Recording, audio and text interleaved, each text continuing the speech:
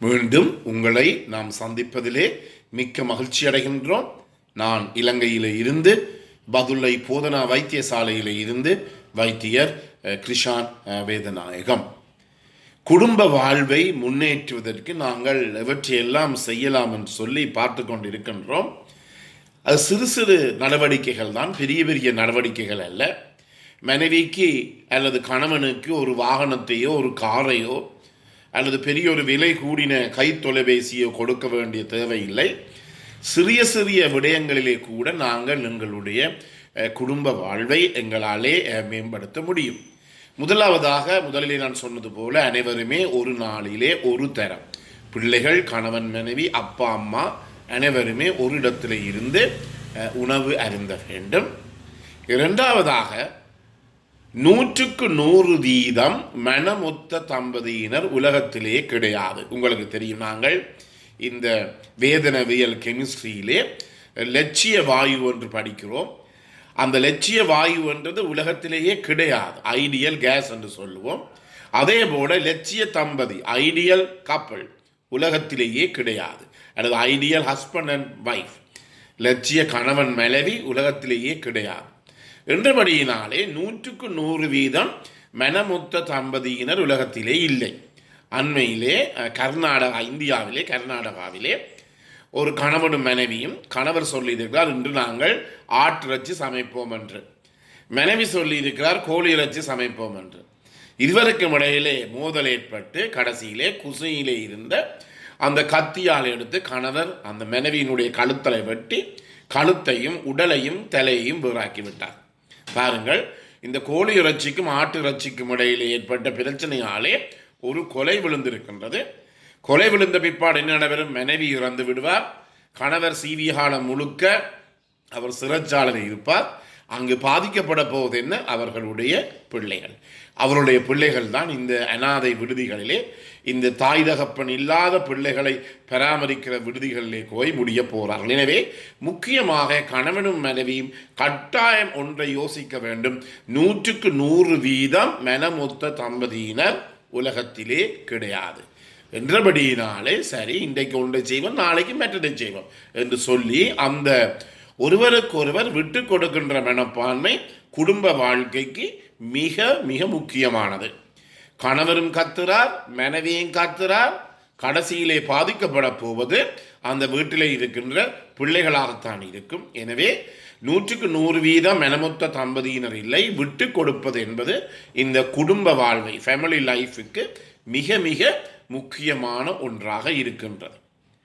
மூன்றாவதாக என்ன அடுத்தது பார்க்க போகிறோம் என்றால், நான் இந்த திருமணம் முடித்து கர்ப்பமாக இருக்கிற பிள்ளை பெற இருக்கிற அம்மாமாருக்கு பல இடங்களில் சென்று நிகழ்ச்சிகளை நடத்தி இருக்கின்றேன்.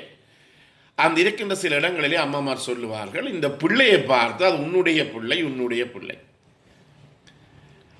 அல்லது என்னுடைய பிள்ளை, என்னுடைய, அப்படி அல்ல, இது எம்முடைய பிள்ளை, நாம் என்ற நான் இல்லை. அந்த திருமணம் முடித்த பிற்பாடு நாம் என்றுதான் வர வேண்டும்.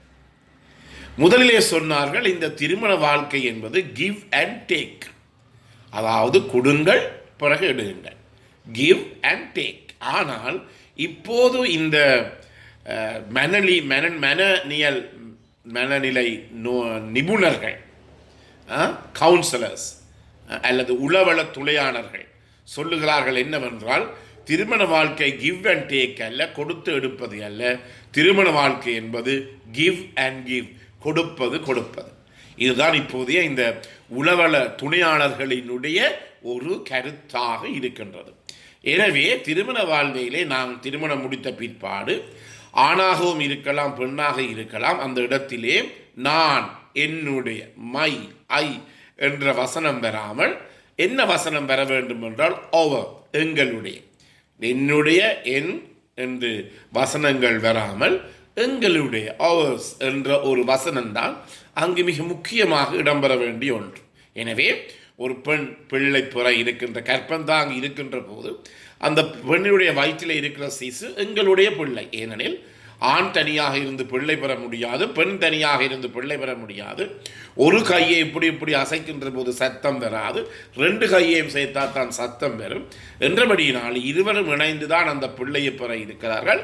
எனவே இது எம்முடைய பிள்ளை என்ற ஒரு ஒரு ஒரு ஒரு ஒரு நிலைமை எங்களுடைய உருவாகமாக இருந்தால் குடும்பத்தில் இருக்கிற பல பிரச்சனைகளை எங்களாலே தீர்த்து கொள்ள முடியும். அடுத்ததாக என்ன செய்ய வேண்டும்? தங்களுடைய அன்பை பகிர்ந்து கொள்ள வேண்டும். இது மிக முக்கியம். உங்களுக்கு தெரியும், காதலிக்கின்ற காலங்களிலே நேரங்களிலே மணிக்கணக்காக தொலைபேசியிலே இருப்பார்கள்.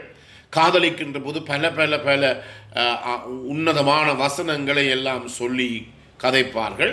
சில நேரங்களிலே பூங்காக்களிலே, விடுதிச்சாலைகளிலே அல்லது தியேட்டர்களிலே எல்லாம் மணிக்கணக்காக இருந்து கதைப்பார்கள். ஆனால் திருமணம் முடித்த பிற்பாடு இந்த நிலைமை முற்றிலுமே மாறிவிடுகிறது. இதற்கு இருவருமே பொறுப்பு என்றபடியினாலே திருமணம் முடித்து பிள்ளைகள் பெற்ற பிற்பாடு கணவனையோ அல்லது மனைவியையோ புறக்கணிக்க வேண்டும் என்ற தேவை ஒருபோதுமே கிடையாது. இது அவர்களுடைய பாலியல் வாழ்க்கை, செக்ஷுவல் லைஃபுக்கும் மிக மிக முக்கியமானது.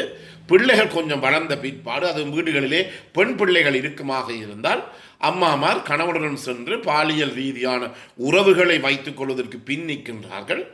இதன் பிற்பாடு என்ன நடைபெறும் என்றால் பாரதூரமான விளைவுகள் ஏற்பட்டு அந்த கணவன் வேறு யாரிடமோ போய் அல்லது காசுக்கு சென்று அதன் பிற்பாடு நோய்களுடன் எங்களை வந்து அடைவதை நாங்கள் பல இடங்களிலே கண்டிருக்கின்றோம். எனவே இந்த திருமண வாழ்க்கைக்கு முக்கியமானது அன்பை வெளிப்படுத்தக்கூடிய செயற்பாடுகளை நாங்கள் செய்ய வேண்டும். அதிலே முக்கியமாக இருப்பது என்னவென்றால்